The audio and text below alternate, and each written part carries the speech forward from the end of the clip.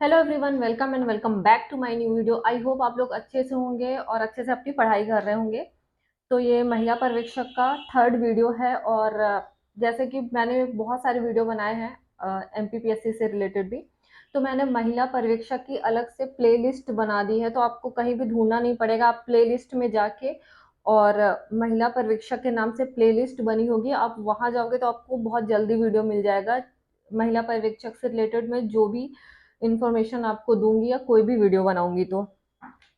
और आज हम कट ऑफ देखने वाले हैं कि जैसे कि सिलेबस कंप्लीट कर रहे हैं, उसके साथ एमसीक्यू प्रैक्टिस कर रहे हैं या फिर मॉडल टेस्ट दे रहे हैं। तो इसमें ये रहता है कि आपका एक टारगेट होना चाहिए कि आपको कितने मार्क्स लाने हैं। तो इससे पहले हमको पता होना चाहिए कि इससे पहले जो प्रीवियस एग्जाम हुआ था महिला पर्यवेक्षक का, उसकी कट ऑफ क्या गई थी। तो तो उससे एक रफ आइडिया लग जाता है कि अप्रोक्स अब हमें कितने मार्क्स लाने हैं। और कंपटीशन बहुत ज़्यादा है, बहुत ज़्यादा मेहनत करनी पड़ेगी आपको, लेकिन इतना टफ भी नहीं है। अगर आप एक टारगेट सेट करके चलोगे कि नहीं, आपका आपकी कैटेगरी वाइज कि हाँ मुझे इतने मार्क्स लाने ही हैं, इससे कम में नहीं होगा, ये आपको कंपटीशन का पता होना बहुत ज़्यादा ज़रूरी है। तो इससे पहले मैं कुछ क्वेश्चन देख लेती हूँ, फिर कट ऑफ आपको बताती हूँ। तो फर्स्ट है कि बेस्ट बुक। बुक का मैंने ऑलरेडी वीडियो बनाया है। अगर आपने बुक नहीं ली है तो विनर्स की अच्छी आप ले सकते हैं।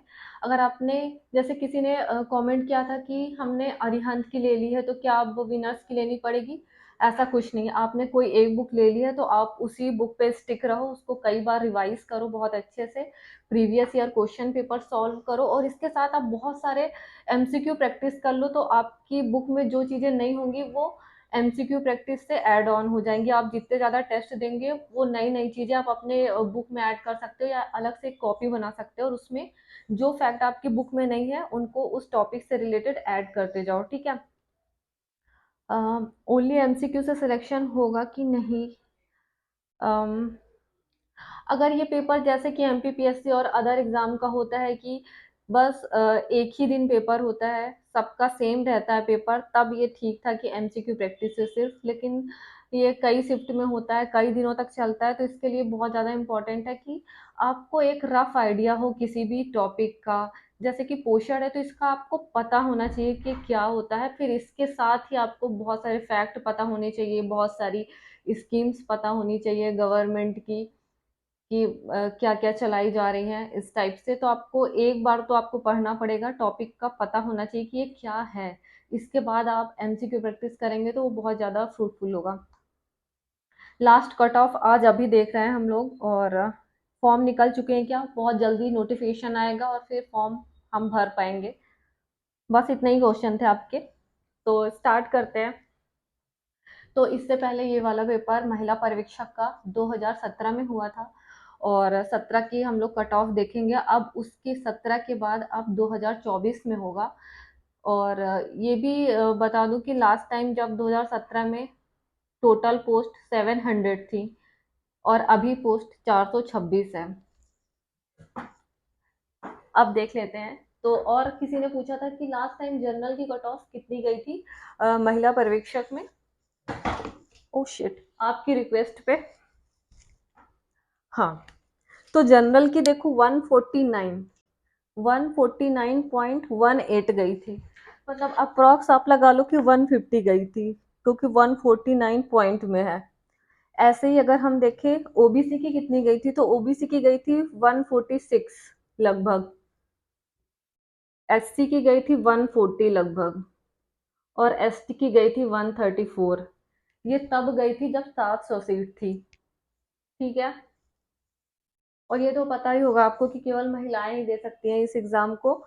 एमपी में जिनकी एज 45 तक है और अदर स्टेट की 40 तक की एज की महिलाएं इसे दे सकती हैं और पद है 426।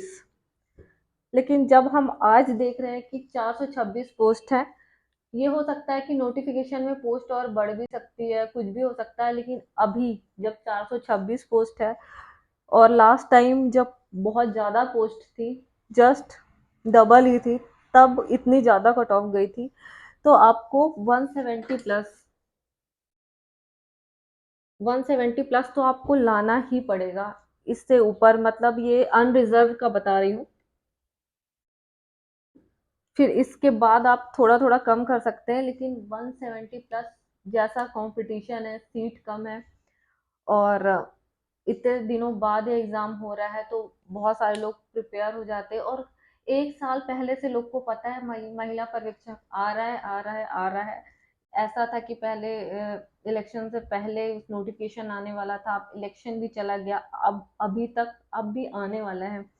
तो बहुत सारे लोग तो रेडी होके बैठे होंगे, तो पर हमें डरने की जरूरत नहीं है, लेकिन एक अवेयरनेस होनी चाहिए कि जैसे अभी आप कोई भी अपना सिलेबस कंप्लीट करो, और उसके साथ जब भी आप फुल लेंथ एफएलटी लगाओ, टोटल 200 क्वेश्चन आएंगे आपको, तो 200 में आपको एटलीस्ट 170 आपका टारगेट होना चाहिए। कि अगर आप अनरिजर्व्ड कैटेगरी के हैं तो आपका 170 का टारगेट लेकर चलना चाहिए। और आपको इतना टाइम अभी है, जस्ट अभी नोटिफिकेशन भी नहीं आया है, आने वाला है। तो आप अपना टारगेट मान के चलो कि जैसे कि आप 170 है, ठीक है, मान के चल रहे हो, लेकिन 170 अभी नहीं आ रहा है इनिशियल में, कम आ रहा है, 110 आ रहा है, 120 या 130 40। बट अपने आप को बहुत ज़्यादा और भी प्रैक्टिस करो, जहाँ से क्वेश्चन गलत हो रहे हैं उनको रिवाइज करिए आप, और बहुत ज़्यादा ज़्यादा से ज़्यादा आप एमसीक्यू प्रैक्टिस करेंगे, रिवाइज करेंगे, अपनी गलतियों को दूर करेंगे, तो एग्ज़ाम तक आप 170 तक पहुंच जाएंगे। आप अपना अपना डिसाइड कर लेंगे कि हाँ ये मेरी कैटेगरी है, और मुझे मुझे अगर फाइनल सिलेक्शन लेना है तो मुझे कम से कम इतने नंबर मेरे होने चाहिए, तभी मैं श्योर होंगी, तभी मेरा श्योर होगा सिलेक्शन। तो ये मैंने बता दिया। और जैसा कि आप जानते हैं कि अभी एग्जाम तो हुआ नहीं, तो ऐसे कट ऑफ तो प्रिडिक्ट करना बेवकूफ़ी होगी, लेकिन बाकी सारी चीज़ें जो मैंने आपको बताई उसके अकॉर्डिंग आपको बहुत अच्छे से अपने आप को रेडी करना पड़ेगा, और इतने नंबर के लिए आपको तैयारी करनी पड़ेगी, ताकि इतने कंपटीशन में आप श्योर हो सको कि हाँ मेरा सिलेक्शन हो रहा है। आपके और भी कोई डाउट होते हैं, और भी फॉर्म कैसे भरना है, तो बस अभी नोटिफिकेशन आने ही वाला है, ठीक है। तो फिर इसके बाद इसमें भी चर्चा कर लेंगे कि नोटिफिकेशन आने वाला है, तो जब आ जाएगा कि फॉर्म कैसे भरना है। आई होप आपको वीडियो अच्छा लगा होगा। अगर वीडियो अच्छा लगा तो वीडियो को लाइक कर देना, शेयर कर देना, और चैनल को ज़्यादा से ज़्यादा सब्सक्राइब करो। मिलते हैं नेक्स्ट वीडियो में, तब तक के लिए बाय।